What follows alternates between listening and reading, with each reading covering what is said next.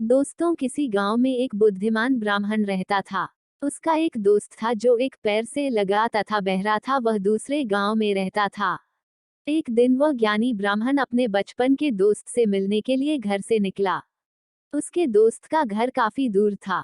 वह ब्राह्मण रास्ते में जा ही रहा था कि उसे अचानक एक हष्ट-पुष्ट आदमी दिखाई दिया। वह भी उस ब्राह्मण के साथ चलने लगा तो वह ब्राह्मण उस मनुष्य का नाम पूछता है तो वह अपना नाम महाकाल बताता है।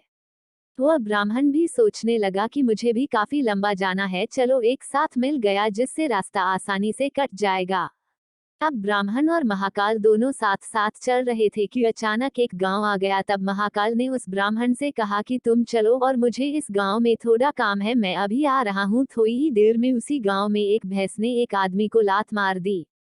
थोड़ी ही देर में महाकाल उस ब्राह्मण के पास आ गया और बोला कि चलो। फिर वह ब्राह्मण उस महाकाल के साथ चलने लगा। थोड़ी दूर जाने पर फिर एक गांव आया तो महाकाल उस ब्राह्मण से बोला कि मुझे इस गांव में थोड़ा काम है, मैं अभी आ रहा हूँ। थोड़ी ही देर में उस गांव में आग लग गई। वह ब्राह्मण सोचने लगा कि यह आदमी जहां जहां जाता है तो वहां पर कोई ना कोई घटना जरूर घटती है। अतः वह ब्राह्मण महाकाल से पूछ लिया कि भाई तुम कौन हो। ब्राह्मण की बात सुनकर महाकाल बोला कि मैं यमदूत हूँ, मनुष्यों के प्राण हरण करना मेरा काम है। उसके बाद ब्राह्मण महाकाल से पूछा कि तुम यमदूत हो तो ये बताओ कि अगली मृत्यु किसकी होने वाली है। तब महाकाल ने कहा कि अगली मृत्यु तुम्हारे उसी मित्र की होने वाली है जिससे तुम मिलने के लिए जा रहे हो।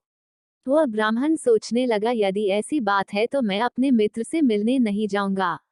महाकाल ने ब्राह्मण से कहा कि तुम जो सोच रहे हो ऐसा कुछ भी नहीं होगा, होनी अटल है इसलिए होकर रहेगी। थोड़ी देर में उस ब्राह्मण ने देखा कि उसका मित्र उससे मिलने के लिए बड़ी तेजी से चला आ रहा है। जैसे ही उसका मित्र उस ब्राह्मण के पास पहुंचता है, हृदयाघात होने के कारण उसकी मृत्यु हो जाती है।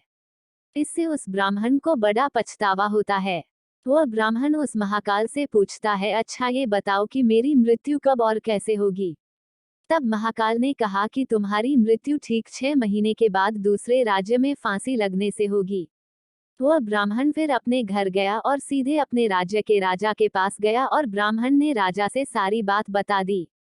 तब राजा ने राज्य सभा में यह प्रश्न सबके सामने रखा। तब उस राज्य सभा में यह फैसला लिया गया कि यदि ऐसी बात है तो वह ब्राह्मण इसी राजमहल में 6 महीने तक रहेगा। राजा ने ब्राह्मण के लिए राजमहल में ही व्यवस्था करवा दी। धीरे धीरे समय व्यतीत हो रहा था। उस ब्राह्मण को नींद में चलने की बीमारी थी और यह बात उस ब्राह्मण को नहीं मालूम थी।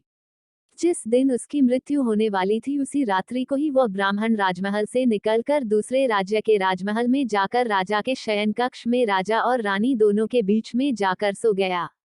सुबह जब राजा उठा तो उस ब्राह्मण को अपने शयन कक्ष में देखकर बहुत क्रोधित हुआ और उस ब्राह्मण को फांसी की सजा सुना दी। तब वो ब्राह्मण उस राजा से सारी कहानी सुना डाली, जिसको सुनकर वह राजा अपना एक गुप्तचर अपने पड़ोसी राज्य के राजा के पास भेजकर सारी जानकारी ले ली। जिसको सुनकर वह राजा अपने फैसले पर बहुत पछता रहा था। लेकिन उस राज्य का एक नियम था कि एक बार राजा जो सजा सुना दे फिर चाहकर भी उसे नहीं बदल सकता।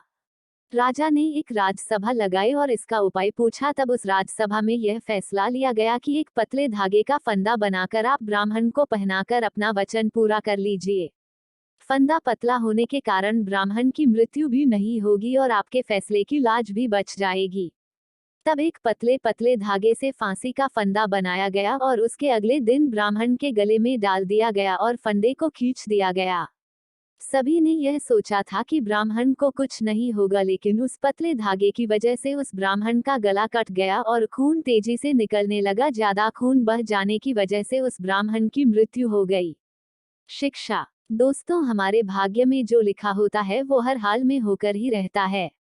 उसे बदला या काटा नहीं जा सकता है। उस ब्राह्मण ने अपने बचने के कितने उपाय किए, लेकिन मृत्यु के आने पर कोई उपाय काम न आया तथा उसकी मृत्यु हो ही गई। आपको हमारी यह स्टोरी कैसी लगी कमेंट करके जरूर बताना। अगर आपने अभी तक हमारे चैनल को सब्सक्राइब नहीं किया तो ऐसी अच्छी अच्छी कहानी सुनने के लिए हमारे चैनल को सब्सक्राइब करना, वीडियो को लाइक करना और मुझे सपोर्ट करना।